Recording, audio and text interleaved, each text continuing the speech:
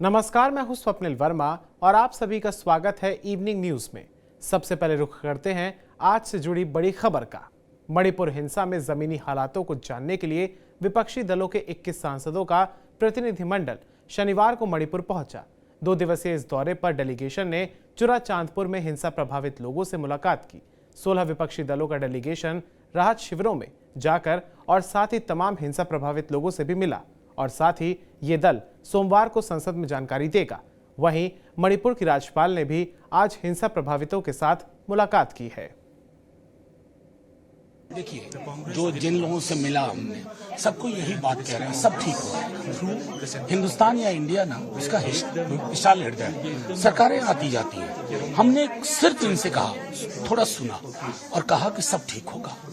हम लोग तमाम कोशिश कर रहे हैं एक हालात बेहतर हो, शांतिपूर्ण सह अस्तित्व के अलावा, पीसफुल कोएग्जिस्टेंस के अलावा मणिपुर से लेकर मध्य प्रदेश तक कोई दूसरा विकल्प नहीं है। हमने सिर्फ इनको ये भरोसा दिलाया है कि आप ये मत सोचो कि यहाँ की सरकार कुछ नहीं कर रही है, यूनियन गवर्नमेंट कुछ नहीं कर रही। हम सब एक साइकोलॉजिकल हीलिंग चाहते हैं। आज हमारी एक छोटी सी कोशिश उसी दिशा में है, कितनी कामयाब होगी मैं नहीं जानता। सीबीआई को जांच के लिए कहा गया है इस पूरे मामले में। देखिए, ये पूरी चीज मुझे स्पष्ट नहीं है।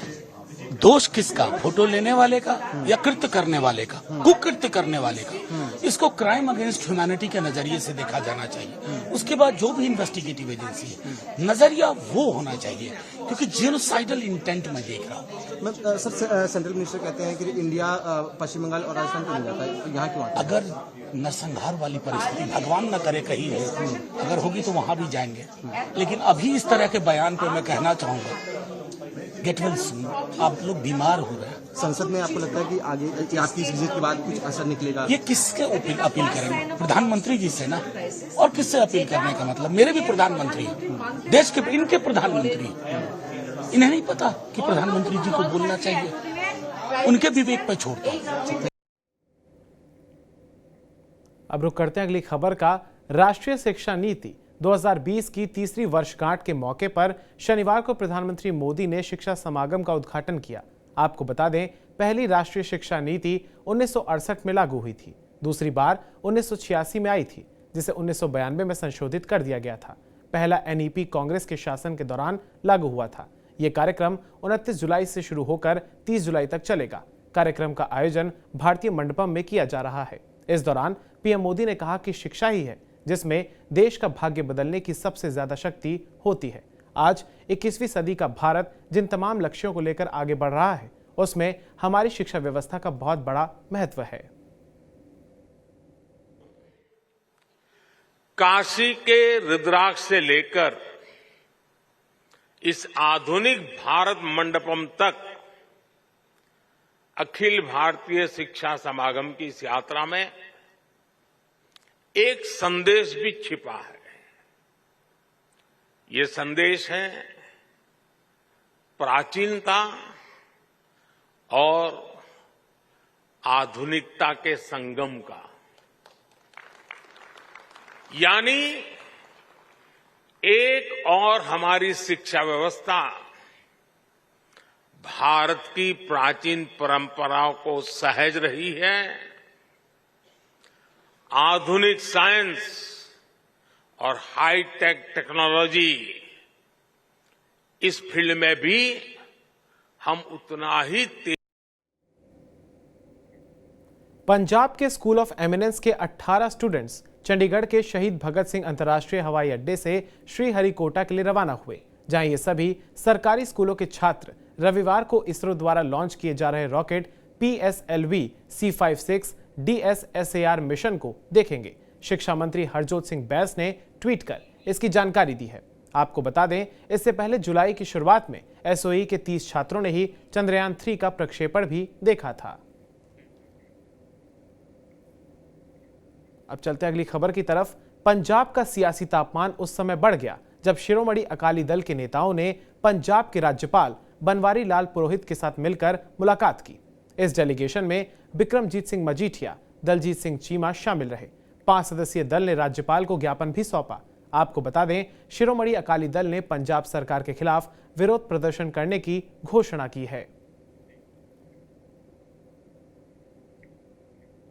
हरियाणा के मुख्यमंत्री मनोहर लाल ने रेवाड़ी के गांव संगावाड़ी में स्थानीय लोगों के साथ एक जनसंवाद किया। यहां पर उन्होंने लोगों से भी फीडबैक लिया और उनकी तमाम समस्याओं का भी समाधान किया। इस दौरान मुख्यमंत्री मनोहर लाल ने कहा कि जनसंवाद के दौरान आ रहे सुझावों पर निश्चित तौर पर विचार किया जाएगा। वहीं उन्होंने ये भी कहा कि जनता की सुख सुविधा के लिए हमारी सरकार ने ऐसा सिस्टम खड़ा किया है जिससे आज हरियाणा के नागरिकों को अपने कार्यों के लिए भटकना नहीं पड़ता है। घर बैठे ही ऑनलाइन उनके काम हो जाते हैं। इसके अलावा उन्होंने आपकी बेटी हमारी बेटी योजना के तमाम लाभार्थियों के साथ संवाद भी किया। अब बढ़ते हैं अगली खबर की तरफ। हिमाचल प्रदेश में प्राकृतिक कहर देखने को मिल रहा है। यहां लगातार मूसलाधार बारिश हो रही है, जिसके कारण नदी और नाले उफान पर हैं, तो वहीं पहाड़ भी दरक रहे हैं। अब राज्य के रामपुर में कई मकानों और कई इलाकों में भूस्खलन की वजह से दरारें आने लगी हैं। इस मामले पर विधायक नंदलाल का क्या कुछ कहना है, आइए आपको सुनाते हैं। उसमें से लोगों को निकाल के उनको किसी दूसरी सेफ जगह पहुंचाना। अगली बात यह है कि कई लोगों के पास राशन की प्रॉब्लम है, कई लोगों को और कई दिक्कतें हैं, तो उसके लिए एडमिनिस्ट्रेशन का पूरा कोशिश है कि मतलब उनको राशन की भी व्यवस्था की जाए और बाकी जो दूसरी व्यवस्थाएं वो भी की जाएंगी। बीती रात काफ़ी बारिश हुई है, उससे कितना नुकसान हुआ? क्या आज रामपुर के पास जो है उधर मुझे पता चला कि अपना जो रेवेन्यू कॉलोनी है उसमें भी काफ़ी मतलब धंसने का कगार पर है, और ये सारी सड़कें जो इधर को अपना सतलुज जो कैफ़े के आगे का जो सड़क है वो भी बाधित हो रही है।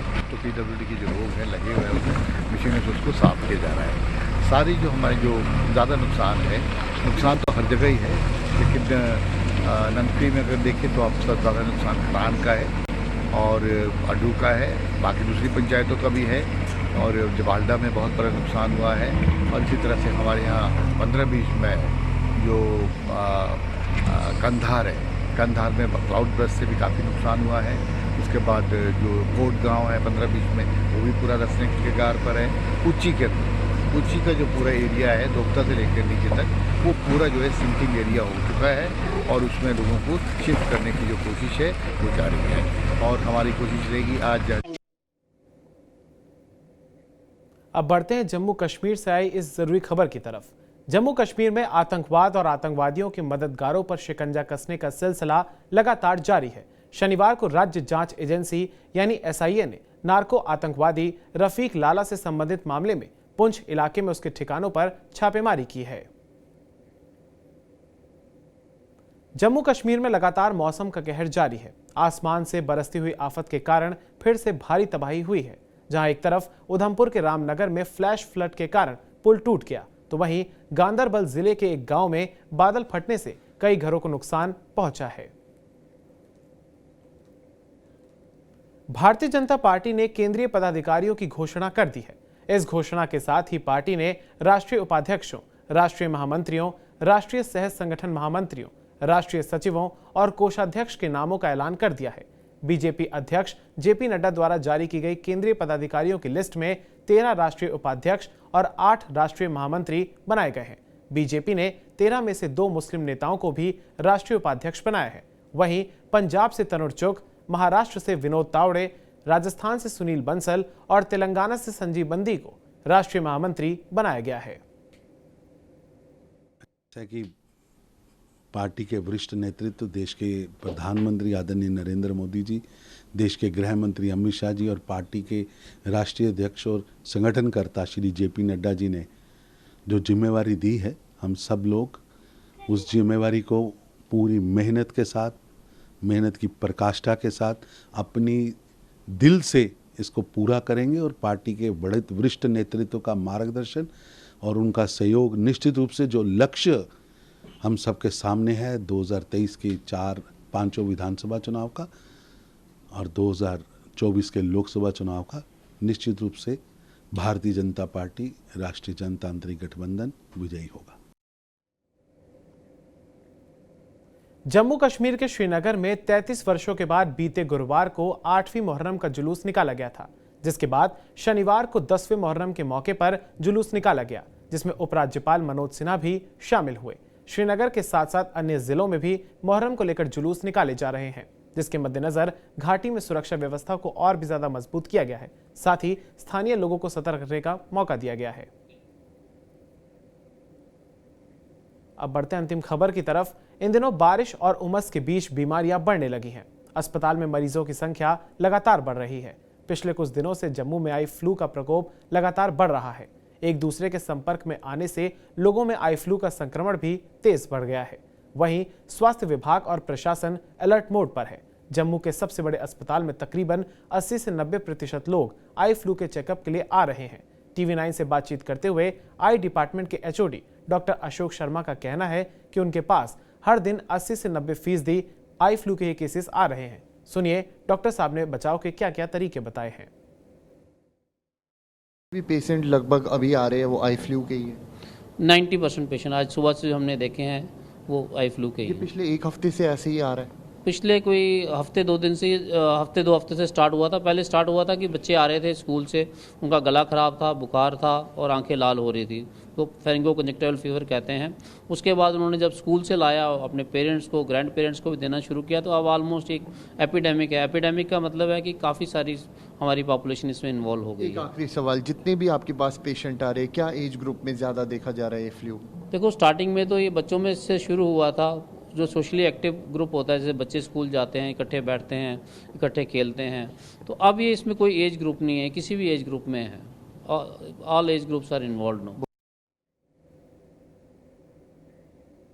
तो इवनिंग न्यूज में आज के लिए इतना ही। अपने राज्य से जुड़ी तमाम बड़ी खबरों को सबसे पहले देखने के लिए हमारे चैनल TV9 पंजाब, हिमाचल, हरियाणा, जम्मू कश्मीर को सब्सक्राइब करें। अपना ख्याल रखिए। बहुत बहुत धन्यवाद। नमस्कार।